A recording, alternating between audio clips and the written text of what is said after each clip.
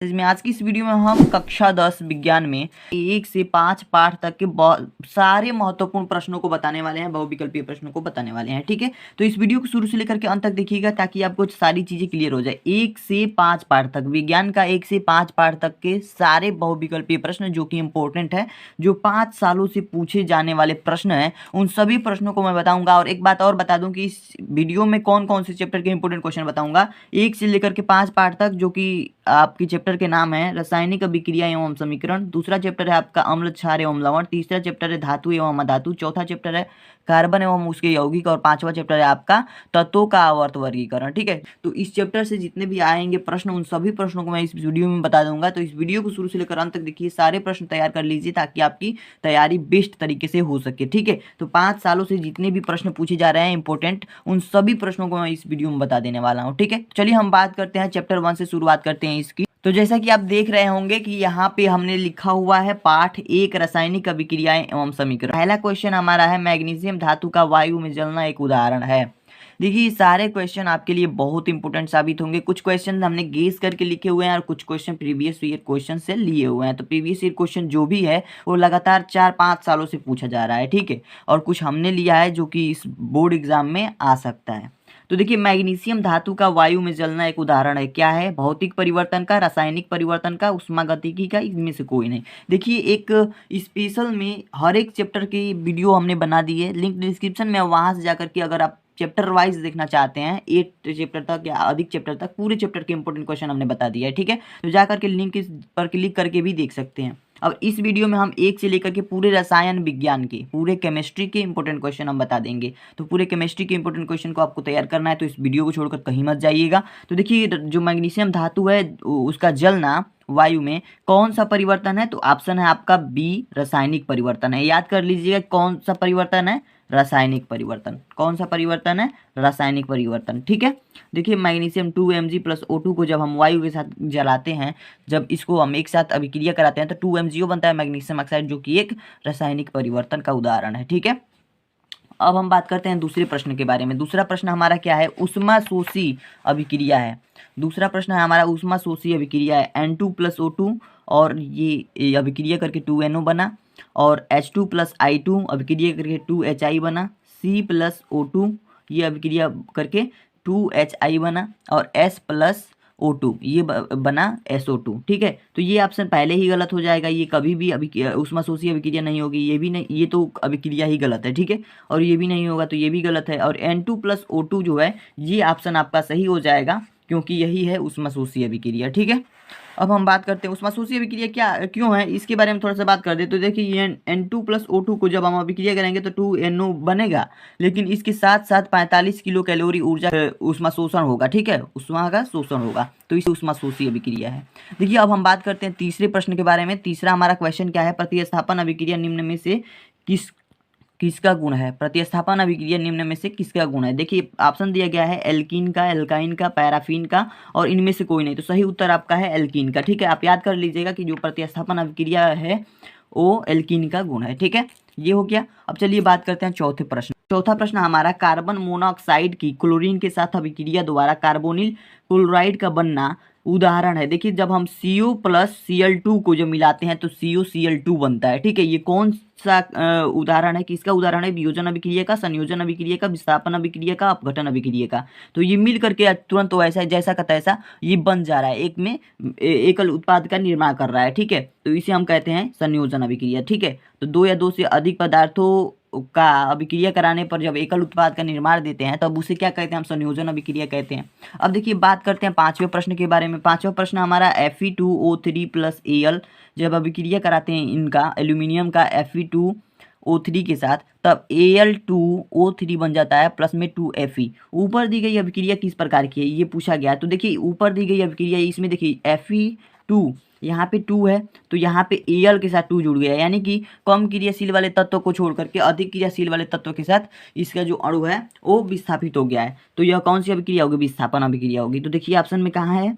संयोजन अभिक्रिया, वियोजन अभिक्रिया, द्विविस्थापन अभिक्रिया और विस्थापन अभिक्रिया। तो सही उत्तर आपका हो जाएगा अंतिम नंबर ऑप्शन और विस्थापन अभिक्रिया। ठीक है, तो आशा करता हूँ आपको समझ में भी आ रहा होगा और सारे क्वेश्चन आप तैयार करते हुए भी चल रहे होंगे। अब बात करते हैं छठे प्रश्न के बारे में। छठा प्रश्न हमारा है 2FeCl3 + 2H2O + Y, ये जब अभिक्रिया कराते हैं तो 2FeCl2 + H2SO4 बनता है प्लस 2HCl बनता है। रासायनिक अभिक्रिया में Y है, Y क्या है, ये Y है ना, वो Y क्या है, वो Y है H2S। ठीक है, जब इसको सॉल्व करेंगे और इसका जो कारण जानेंगे तो इसका आंसर निकलेगा H2S। ठीक है, अब बात करते हैं सातवें प्रश्न के बारे में। सातवां प्रश्न हमारा है हाइड्रोजन क्लोराइड और अमोनिया संपर्क में आने पर क्रिया करके बनाते हैं। हाइड्रोजन क्लोराइड और अमोनिया संपर्क में आकर क्या बनाते हैं, देखिए हाइड्रोजन क्लोराइड का जो सूत्र होता है HCl होता है और अमोनिया का सूत्र होता है NH3। ठीक है, जब ये संपर्क में आकर के जब ये इनका रिएक्शन कराया जाता है तो NH3 + Cl बन जाता है। ठीक है, NH3 + Cl बन जाता है। तो इसमें कौन सा ऑप्शन आपका सही होगा, ऑप्शन नंबर 1 सही होगा, अमोनियम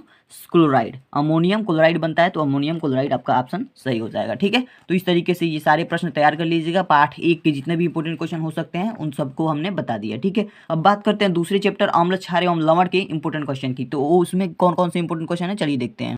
बात के बारे में बात की जाए तो पार्ट 2 का नाम है हमारा अम्ल क्षार एवं लवण। सबसे महत्वपूर्ण बहुविकल्पीय प्रश्नों को देखेंगे। पहला प्रश्न हमारा इंपोर्टेंट क्वेश्चन है, शुद्ध जल का पीएच मान है। देखिए पीएच के बारे में अगर थोड़ी सी हम चर्चा कर लें तो देखिए जब अम्लीय पदार्थ होते हैं तो उनका पीएच 7 से कम होता है, और जो क्षारीय पदार्थ होते हैं उनका पीएच 7 से अधिक होता है, और जो उदासीन पदार्थ होते हैं उनका पीएच 7 के बराबर होता है। ये बात आपको ध्यान में रखनी है कि जब जो पीएच स्केल हमारा होता है उसमें पीएच स्केल में अगर 7 से कम होगा तो अम्लीय होगा, 7 से ज़्यादा होगा तो क्षारीय होगा, 7 के बराबर होगा तो वह पदार्थ उदासीन होगा। ठीक है, तो शुद्ध जल का पीएच मान होता है, क्या होता है, 7 होता है। इसे याद कर लीजिएगा, ये तो रटना पड़ेगा आपको।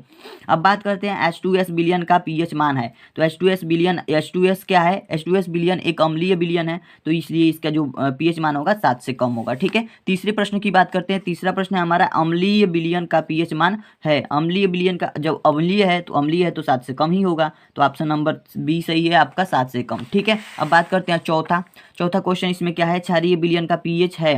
देखिए अम्लीय का 7 से कम होता है, क्षारीय का 7 से अधिक होता है, और 7 के बराबर किसका होता है, उदासीन का। तो इस बात को आप याद रखेंगे, आपका जो पीएच वाला है क्वेश्चन सारा हो जाएगा। तो देखिए इसमें क्षारीय विलयन का जो पीएच मान होगा 7 से अधिक होगा। ठीक है, ऑप्शन नंबर डी आपका सही है। अब बात करते हैं क्वेश्चन नंबर 5वें के बारे में। क्वेश्चन नंबर 5 हमारा है एसिटिक अम्ल एक दुर्लभ अम्ल है क्योंकि इसमें पानी की मात्रा अत्यधिक अधिक होती है, इसकी आयन की मात्रा कम होती है, यह एक कार्बनिक पदार्थ है, अम्ल है, यह एक अकार्बनिक अम्ल है। तो इसमें कौन सा ऑप्शन आपका सही है, ऑप्शन नंबर बी आपका सही है, इसमें आयरन की मात्रा कम होती है। ठीक है, तो ये इसमें बी नंबर ऑप्शन जो है आपका सही है। छठवें प्रश्न की बात करते हैं। छठा प्रश्न हमारा सल्फ्यूरिक अम्ल में अम्लीय हाइड्रोजन परमाणुओं की संख्या है। सल्फ्यूरिक अम्ल में अम्लीय हाइड्रोजन परमाणुओं की संख्या है, तो हाइड्रोजन परमाणु की संख्या अगर गिनेंगे तो जैसे अब सल्फ्यूरिक अम्ल का सूत्र लिख देंगे, H2SO4 होता है, इसमें हाइड्रोजन 2 है, तो हाइड्रोजन की संख्या कितनी है, 2 है। ठीक है, तो ये ऑप्शन आपका सही हो जाएगा। बात करते हैं सातवें प्रश्न के बारे में। सातवां प्रश्न हमारा जल को जीवाणु रहित बनाने के लिए उपयोगी पदार्थ है, क्या है, धामन सोडा है, बेकिंग सोडा, फिटकरी और विरंजक चूर्ण। सही ऑप्शन है आपका विरंजक चूर्ण, जिससे हम जल को जीवाणु रहित करते हैं। ठीक है, जल को जीवाणु रहित करने के लिए कौन से चूर्ण का प्रयोग किया जाता है, विरंजक चूर्ण का। अब बात करते हैं धामन सोडा का रासायनिक सूत्र है। धामन सोडा का रासायनिक सूत्र क्या है, ऑप्शन दिया गया है Na2CO3 × 10H2O, NaHCO3 NaCl NH4Cl। तो ऑप्शन आपका ए सही है।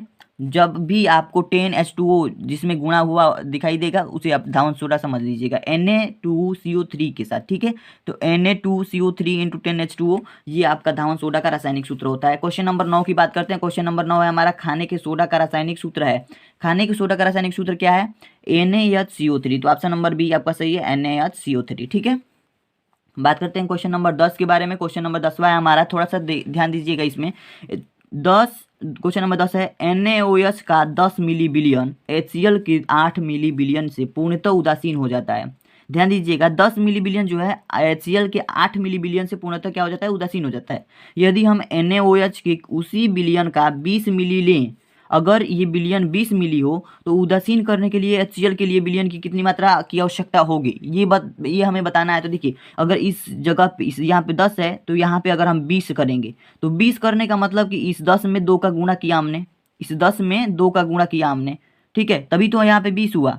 तो जब 2 का गुणा यहाँ पे किया तो 2 का गुणा यहाँ भी कर देंगे, 2 का गुणा यहाँ भी कर देंगे। और हमें किसका पूछा है, तो 16 आ जाएगा। 2 का गुणा करेंगे तो 16 आ जाएगा। हमें HCl का मान पूछा है कि कितनी HCl की आवश्यकता होगी, तो HCl की आवश्यकता यहाँ पे 2 से गुणा किए हैं तो 16 हो जाएगी। ठीक है, 16 हो जाएगी। तो 16 मिली HCl की आवश्यकता होगी, ठीक है। तो सही ऑप्शन आपका क्या हो जाएगा, 4 मिली, 8 मिली, 12 मिली, 16 मिली बिलियन दिया है, तो ऑप्शन नंबर आपका डी सही हो जाएगा, 16 मिली, ठीक है। तो इस तरह से इस क्वेश्चन को कर लेंगे आप आसानी तरीके से, ठीक है। अब बात करते हैं 11वें प्रश्न के बारे में। निम्न में दुर्बल अम्ल है, ऑप्शन में दिया हुआ है HCl, HCN, HNO3, H2SO4। तो सही उत्तर आपका है HCN। HCN क्या है, एक दुर्बल अम्ल है, ठीक है। HCN क्या है, दुर्बल अम्ल है। अब बात करते हैं क्वेश्चन नंबर 12 के। क्वेश्चन नंबर 12 हमारा क्या है, क्वेश्चन नंबर 12वां हमारा, किसी बिलियन में हाइड्रोक्साइड आयन का सांद्रण 1×10⁻12 मोल प्रति लीटर है, इस बिलियन का पीएच मान होगा। देखिए पीएच मान का जो फॉर्मूला होता है, उस फॉर्मूला को अगर यूज करके इस प्रश्न को अगर आप सॉल्व करेंगे तो ऑप्शन आपका ए सही हो जाएगा, 2 इसका आंसर आएगा। थोड़ा सा बड़ा है इसका सॉल्यूशन, इसलिए हम इस वीडियो में नहीं बता रहे हैं। इसका सॉल्यूशन देखना है तो आप नीचे एक लिंक डिस्क्रिप्शन में दिया हुआ है, पार्ट 2 का सारे महत्वपूर्ण प्रश्न देखिए, उसमें अंतिम जो प्रश्न होगा यही प्रश्न है, और इसका हमने सॉल्यूशन पूरा अच्छे तरीके से बताया हुआ है, ठीक है। तो वहां से जाकर देख सकते हैं। अब हम बात करते हैं पार्ट 3 के जितने भी इंपॉर्टेंट क्वेश्चन है वो क्या है। अब देखिए बात करते हैं पार्ट 3 हमारा, जो पार्ट 3 कक्षा 10 के विज्ञान में पार्ट 3 हमारा है धातु और अधातु। इसके सबसे महत्वपूर्ण बहुविकल्पीय प्रश्न देखेंगे जो कि पक्का आएंगे, सारे प्रश्न पक्का आएंगे, ठीक है। अब देखिए इस प्रश्नों में कौन कौन से प्रश्न इंपॉर्टेंट है। गुणों के आधार पर, पहला प्रश्न है, गुणों के आधार पर तत्वों को कितनी श्रेणियों में बांटा गया है। तो गुणों के आधार पर तत्वों को जो बांटा गया है 3 श्रेणियों में बांटा गया है। कौन कौन, देखिए ये 3 श्रेणी है, कौन कौन, धातु, अधातु और उपधातु, ठीक है। तो इस तरीके से 3 श्रेणियों में बांटा गया है तत्वों को। अब बात करते हैं दूसरा प्रश्न क्या है हमारा। दूसरा प्रश्न है, निम्न में से कौन सा धात्विक तत्व है, धात्विक है, तत्व धात्विक है, ठीक है। इन निम्नलिखित में से कौन सा तत्व धात्विक है। ऑप्शन दिया गया है फास्फोरस, हीलियम, लिथियम, सल्फर, ठीक है। तो ऑप्शन नंबर 1 आपका सही है, ऑप्शन नंबर ए जो है आपका सही है, फास्फोरस, ठीक है। तो फास्फोरस आपका सही है। तीसरा प्रश्न है हमारा, धातुओं को पतले तारों से खींचने की क्षमता को कहते हैं। ऑप्शन दिया गया है तन्यता, आघात वर्धनीयता, ध्वनिता, सुचालकता। तो सही उत्तर आपका है तन्यता, ठीक है। तो अगर किसी भी तार को खींचा जाए, धातु के किसी भी पतले तार को खींचा जाए तो उसे तन्यता कहते हैं, ठीक है। इस बात को ध्यान रखिएगा। चौथे प्रश्न की बात करते हैं। चौथा प्रश्न हमारा, निम्नलिखित में से कौन सी धातु जल के साथ सामान्य ताप पर क्रिया करती है। निम्नलिखित में से कौन सी वस्तु जल के साथ सामान्य ताप पर क्रिया करती है। तो ऑप्शन दिया गया है कॉपर, यहाँ पे सोडियम, एल्यूमिनियम, मैग्नीशियम। तो सही उत्तर आपका है सोडियम। सोडियम जो है धातु ऐसी धातु है जल के साथ सामान्य ताप पर भी अभिक्रिया कर लेती है, ठीक है। अब बात करते हैं क्वेश्चन नंबर 5वें के बारे में। क्वेश्चन नंबर 5 है हमारा, एंटीमनी है। एंटीमनी क्या है, उपधातु है, धातु है, अधातु है, अक्रिय गैस है। तो एंटीमनी जो है उपधातु है, ठीक है। तो उपधातु पर ही आपको सही करना है एंटीमनी को। कभी भी एंटीमनी एक उपधातु है, आप तैयार रखिएगा कि एंटीमनी क्या है, एक उपधातु है। चलिए बात करते हैं छठे प्रश्न के बारे में। छठा प्रश्न हमारा, निम्नलिखित में से कौन सी धातु अम्ल से हाइड्रोजन विस्थापित नहीं करती है। निम्नलिखित में से कौन सी धातु अम्ल से हाइड्रोजन विस्थापित नहीं करती है। यहाँ पे मैग्नीशियम दिया गया है, यहाँ पे फेरस, और यहाँ पे दिया गया है कॉपर, जिंक। तो सही उत्तर आपका है ऑप्शन नंबर सी, कॉपर, ठीक है।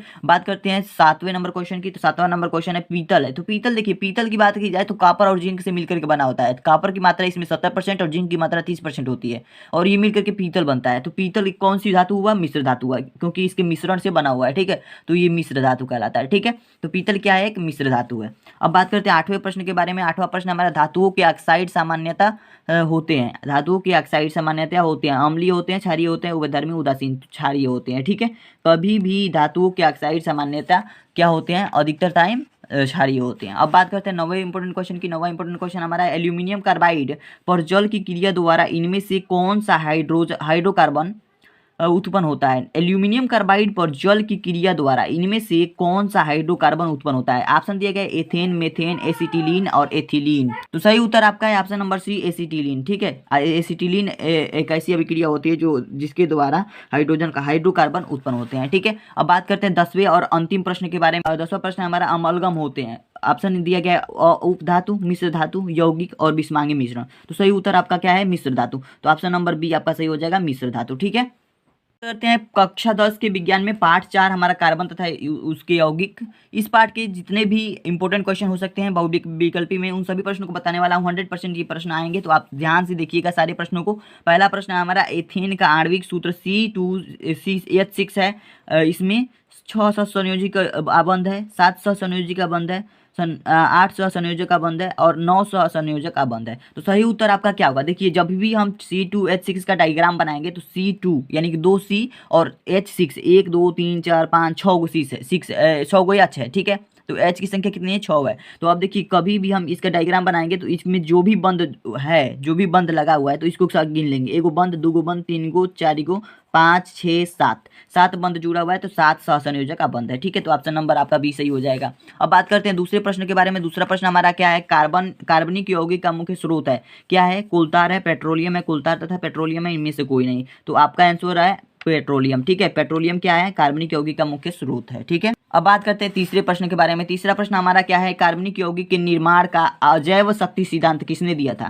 तो ऑप्शन दिया गया है डार्विन द्वारा, चार्ल्स द्वारा, बर्जीलियस द्वारा, होलर द्वारा। तो ऑप्शन नंबर आपका सी सही है, बर्जीलियस द्वारा। ठीक है, जैव शक्ति सिद्धांत किसने दिया था, बर्जीलियस ने। अब बात करते हैं चौथे प्रश्न के बारे में। चौथा प्रश्न हमारा C2H6 का IUPAC नाम है। C2H6 का IUPAC नाम क्या होगा, मेथेन होगा कि एथेन होगा, एथाइन होगा, एथिलीन होगा। तो आपको ये चीजें पता होनी चाहिए, एथेन होगा। ठीक है, C2H6 का नाम क्या होगा, एथेन होगा। अब बात करते हैं पांचवें प्रश्न के बारे में। पांचवा प्रश्न हमारा संतृप्त हाइड्रोकार्बन में नहीं होता है, क्या नहीं होता है, एकल आबंध नहीं होता है, चतुष्फल की संरचना, सी बॉन्ड सी, आबंध कोण 109 डिग्री 28 मिनट का, या सी डबल बॉन्ड सी, ये इसमें से कौन सा नहीं होता है। तो ऑप्शन नंबर डी आपका सही होगा, सी डबल बॉन्ड सी, ये बंद जो है ये चीज नहीं होता है। ठीक है, संतृप्त हाइड्रोकार्बन में। अब देखते हैं छठा प्रश्न हमारा। छठे प्रश्न के बारे में बात की जाए तो छठा प्रश्न हमारा एल्काइन का सूत्र है। एल्काइन का सूत्र क्या है, C3H6 और यहाँ पे दिया C3H4, ऑप्शन दिया गया है C3H6, C2H6, C6H6। तो इसमें से कौन सा ऑप्शन आपका, तो ऑप्शन नंबर ए आपका सही है, C3H4। ठीक है, तो ऑप्शन नंबर ए आपका सही हो जाएगा। अब बात करते हैं हम सातवें प्रश्न के बारे में। सातवां प्रश्न हमारा ब्यूटेनॉल में क्रियात्मक समूह है। इस ब्यूटेनॉल में क्रियात्मक समूह कौन क्या है, तो यहाँ पे CHO है, C डबल बॉन्ड O है, OH है, और इसको हम कीटोन कहते हैं, C डबल OH है। ठीक है, तो इसमें से कौन सा ऑप्शन आपका सही है, ऑप्शन नंबर बी आपका सही है, कीटोन। ब्यूटेनॉल में कौन सा क्रियात्मक समूह है, कीटोन है।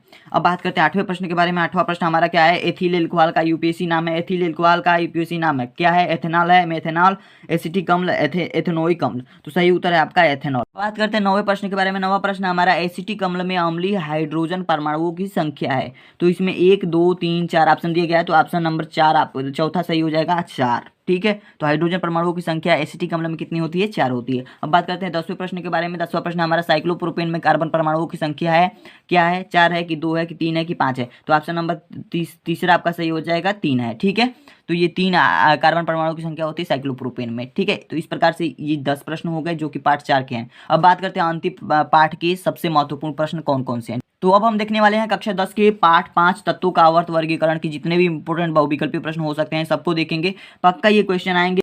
तो पहले प्रश्न की बात करते हैं। पहला प्रश्न हमारा Li विकर्ण संबंध दर्शाता है, किसके साथ, Na के साथ, K के साथ, Al के साथ, Mg के साथ। तो सही उत्तर आपका है Mg के साथ। देखिए ये प्रश्न कितने सालों से पूछा जा रहा है, 2013 में, 14 में, 17 में और 20 में आया हुआ प्रश्न है। ठीक है, तो इसकी ध्यान में रखिएगा। दूसरा क्वेश्चन हमारा है, दूसरा क्वेश्चन है निम्नलिखित में से कौन अधिक विद्युत ऋणात्मक तत्व है। तो निम्नलिखित में से कौन अधिक विद्युत ऋणात्मक तत्व है, Ne है, Ar है, F है, Br है। तो ऑप्शन नंबर आपका C सही हो जाएगा, F।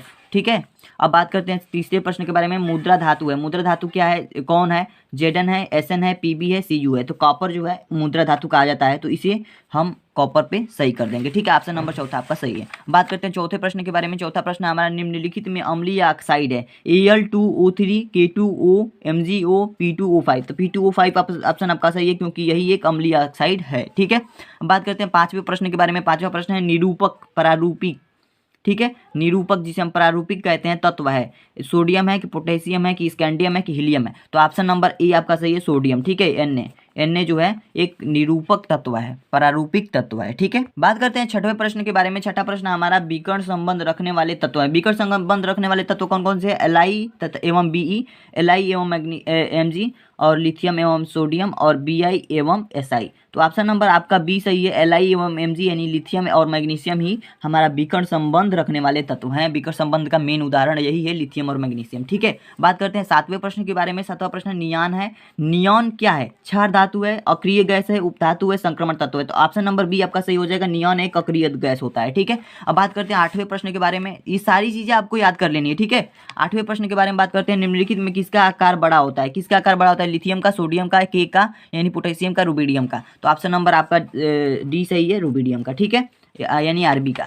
अब बात करते हैं नौवें प्रश्न के बारे में। नौवां प्रश्न हमारा है उभयधर्मी ऑक्साइड है। तो Na2O, MgO, Al2O3, P2O5। तो ऑप्शन नंबर आपका सी सही है, Al2O3, Al2O3 उभयधर्मी ऑक्साइड है। अब बात करते हैं 10वें प्रश्न के बारे में, 10वां और अंतिम प्रश्न। इस सारे चैप्टर के अंतिम प्रश्न के बारे में बात करते हैं। तो जो क्षारीय ऑक्साइड बनाता है का परमाणु क्रमांक है। तो बात करें क्षारीय ऑक्साइड की, तो क्षारीय ऑक्साइड जो बनाता है उसका परमाणु क्रमांक कितना होगा, तो 19 इसलिए हमने लिखा है क्योंकि इसके जगह पे पोटेशियम होता है, पोटेशियम क्षारीय ऑक्साइड बनाता है, तो इसका जो परमाणु क्रमांक होगा 19 होगा। ठीक है, तो ये ऑप्शन नंबर 19 आपका ऑप्शन नंबर डी आपका सही हो जाएगा 19। ठीक है, तो इस तरीके से आप इस सभी प्रश्नों को तैयार कर लीजिएगा। अगर आप सारे प्रश्न तैयार कर लेंगे तो आपके केमिस्ट्री में कुछ और चीज़ें तैयार करने की जरूरत नहीं है, क्योंकि ये समय है कि आपको जितनी प्रैक्टिस हो जाए उतनी करनी है। ठीक है, तो इतने प्रैक्टिस कर लीजिए, इतने सारे प्रश्नों को तैयार कर लीजिए। उसके बाद से आप जो भी वर्णनात्मक प्रश्नों में दिखना चाहते हैं, लिंक डिस्क्रिप्शन में दी हुई है, वहां से सारे प्रश्नों के उत्तर लिख करके आप तैयार कर लीजिए। और